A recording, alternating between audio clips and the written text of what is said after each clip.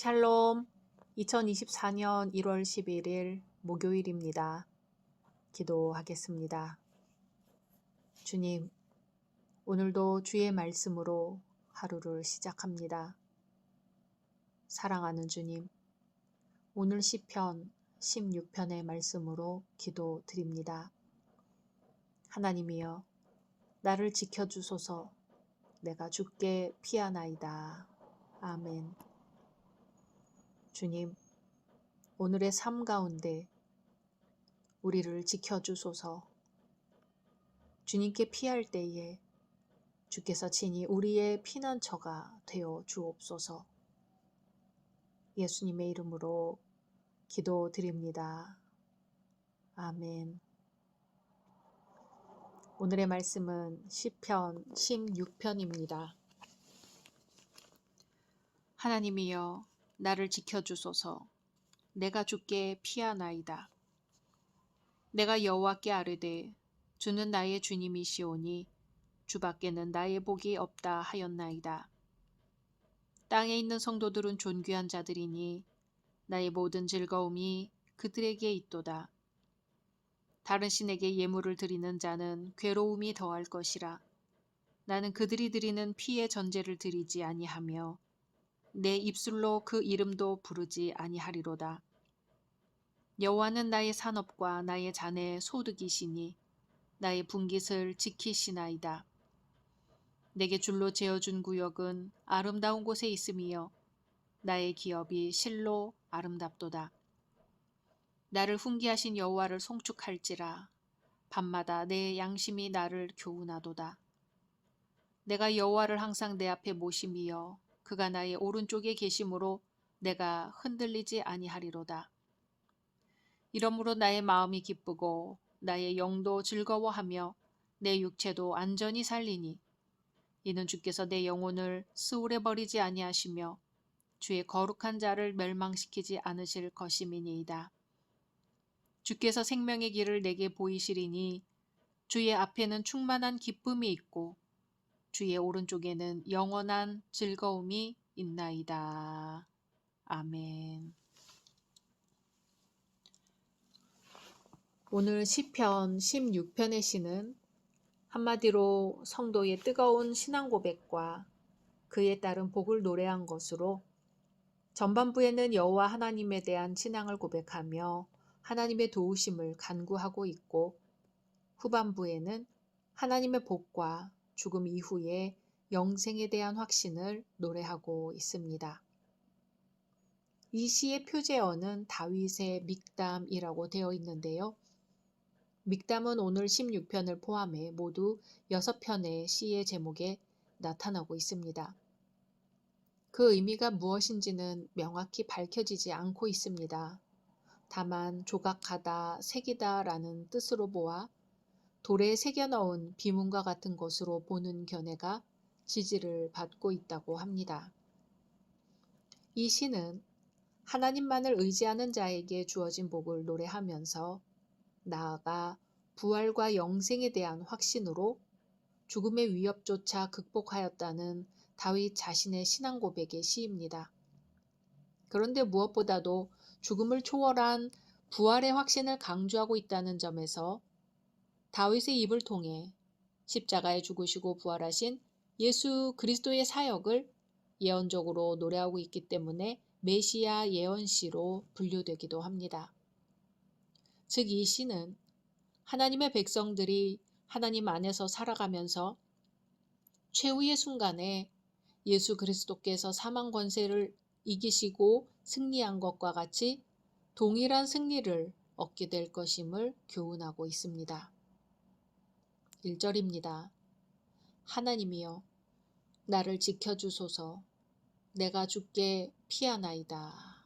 아멘. 다윗은 자신을 보호해달라는 간구로 시작하고 있습니다. 보호하다는 본래 울타리를 치다 라는 뜻에서 온 말로 보호하다, 지키다, 감시하다 등의 의미가 있습니다. 다윗은 목자들이 자기들의 양들을 안전하게 지키기 위해서 가시덤불 울타리를 쳐서 보호하듯이 지금 하나님께서 자기를 지켜달라고 하나님께 자기를 지켜달라고 요청한 것입니다. 바로 그런 하나님께 피한다는 것이죠. 2절입니다. 내가 여호와께 아뢰되 주는 나의 주님이시오니 주 밖에는 나의 복이 없다 하였나이다. 아멘. 주는 나의 주님이라고 하는 것은 4절에서 다른 신에게 예물을 드리는 자, 곧 우상 숭배자와 혼합주의적 신앙을 가진 자들이 그의 주변에서 우상 숭배의 유혹을 부추겼기 때문이라고 봅니다. 그렇게 보면 다윗은 지금 10계명 중에서 제1계명을 어기는 그러한 유혹을 강력하게 물리치면서 오히려 유일하신 하나님께 대한 자신의 신앙을 말한 것으로 볼 수 있습니다. 주밖에는 나의 복이 없다 하는 것은 하나님 외에는 나에게 좋은 것이 결코 없습니다 하는 것이죠. 3절입니다. 땅에 있는 성도들은 존귀한 자들이니 나의 모든 즐거움이 그들에게 있도다. 아멘. 성도에 해당하는 히브리어는 거룩한 자들이란 뜻입니다. 하나님과 언약 관계에 있으면서 하나님을 의지하여 순종하며 살아가는 참 믿음의 사람들을 가리키지요. 그런데 성도들은 존귀하다고 하거든요. 이것은 이 세상의 권세나 영화를 누린다는 것이 아니라 하나님의 자녀로서 받을 기업의 영광을 말한 것입니다. 즉 성도가 비록 이 땅에 살지만 하나님의 자녀로 살아가면서 마지막에는 천국 유업을 받을 것이기 때문에 더없이 존귀한 자들이라는 것입니다. 그리고 성도의 영광의 광채는 하늘나라에서만 빛나는 것이 아니라 이 세상에서 하나님의 뜻대로 거룩하게 살아가는 모습 속에서도 나타나고 있기에 성도가 다른 성도를 존귀하게 여기는 것입니다. 4절입니다. 다른 신에게 예물을 드리는 자는 괴로움이 더할 것이라. 나는 그들이 드리는 피의 전제를 드리지 아니하며 내 입술로 그 이름도 부르지 아니하리로다. 아멘.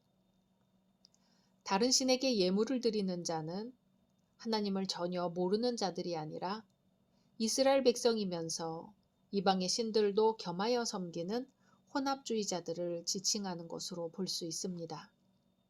이러한 자들의 우상숭배 행위는 여호와 하나님 이외에 다른 신을 두지 말라는 제1계명과 우상에게 절하지 말라는 제2계명을 어긴 것으로 가장 원초적이며 치명적인 죄를 저지른 것입니다.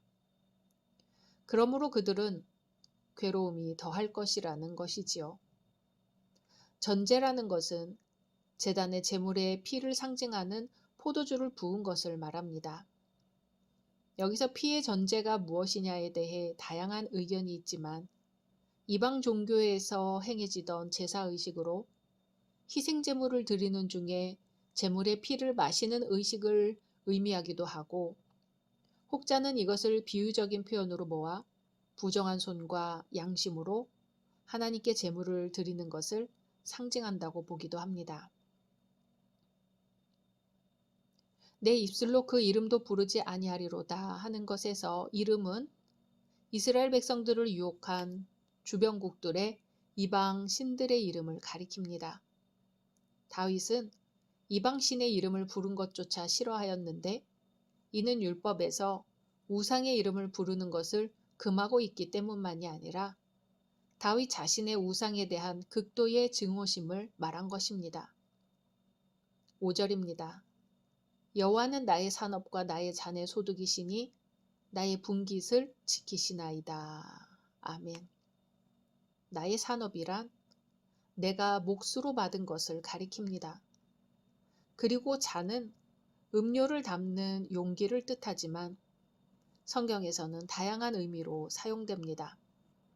즉 사람에게 주어진 삶과 운명을 상징하기도 하고 사람의 지위나 신분을 상징하기도 합니다. 여기서 나의 잔이란 다윗이 받아 누리게 될 신분과 지위를 가리키는 말로 보입니다.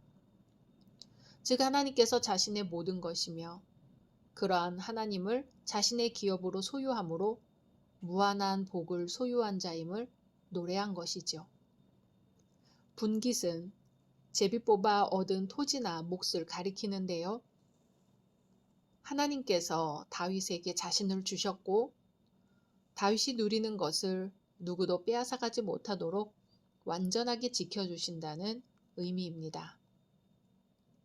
6절입니다. 내게 줄로 재어준 구역은 아름다운 곳에 있음이여 나의 기업이 실로 아름답도다. 아멘. 줄로 재는 것은 땅을 기업으로 받을 때 분배하기 위하여 측량하는 방법을 가리킵니다.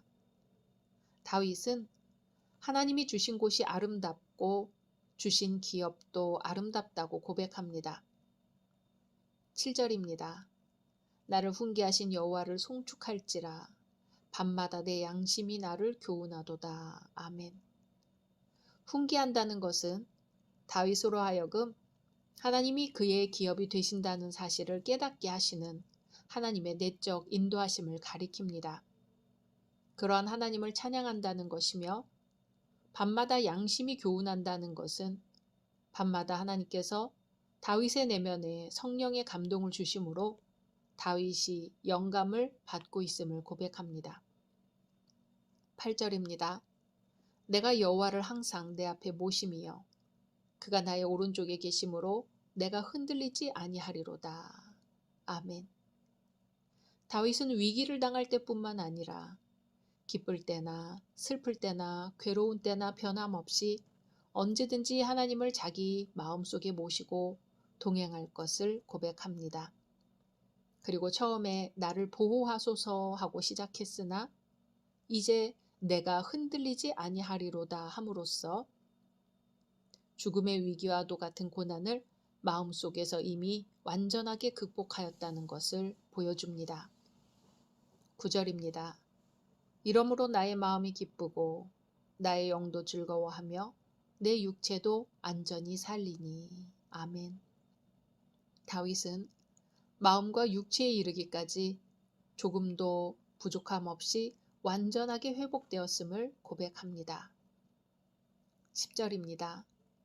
이는 주께서 내 영혼을 스올에 버리지 아니하시며 주의 거룩한 자를 멸망시키지 않으실 것임이니이다. 아멘. 여기 주의 거룩한 자는 1차적으로 다윗 자신을 가리키지만 궁극적으로는 죽임당하신 그리스도의 영광스러운 부활에 대한 예언이 되고 있습니다. 베드로와 바울 사도는 이 구절을 그리스도의 부활에 대한 예언 성취의 증거로 인용하였습니다. 11절입니다. 주께서 생명의 길을 내게 보이시리니 주의 앞에는 충만한 기쁨이 있고 주의 오른쪽에는 영원한 즐거움이 있나이다. 아멘. 생명의 길을 보여주신다는 것은 앞에서 스올에 버려지는 것과 대조가 됩니다. 이러한 표현은 1차적으로는 다윗이 죽음을 당하지 않고 살게 될 것을 말한 것입니다. 그런데 마지막에서 영원한 즐거움에 대해 궁극적인 부활을 내다보며 이 표현을 사용했을 것으로 봅니다. 생명의 길은 이 땅에서 잠시 더 살다 죽고 마는 것을 의미하는 것이 아니라 궁극적으로 영원한 하늘나라에 들어가 다시는 죽지 않는 삶으로 연장되는 복을 바라보고 하는 말인 것이지요. 사람이 가는 길에는 생명도 있고 사망도 있습니다. 그런데 사람들은 자신이 가는 길이 생명의 길인지 사망의 길인지 잘 모릅니다. 그런데 오늘 말씀은 하나님이 생명의 길임을 알려주고 있습니다. 이 생명의 길은 예수 그리스도입니다. 세상의 모든 것이 사라질 때에도 예수님은 우리의 주님이십니다. 그분을 의지할 수 있기에 우리에게는 생명의 길이 영원합니다. 예수님이 보여주시는 생명의 길이 오늘 우리의 삶 가운데 충만하기를 소망합니다. 각자 말씀 묵상하신 후 주기도문으로 마치겠습니다.